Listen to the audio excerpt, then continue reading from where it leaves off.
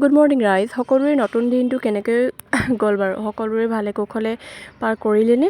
আমি নতুন বছৰ বুলি তেনেকুৱা একো প্লান নাছিলে, কিন্তু আমি ইনচিডেণ্ট প্লেন এটা কৰিলোঁ যে ওচৰতে জগন্নাথ মন্দিৰ আৰু খনিকৰ পাৰ্কলৈ যোৱা হওক।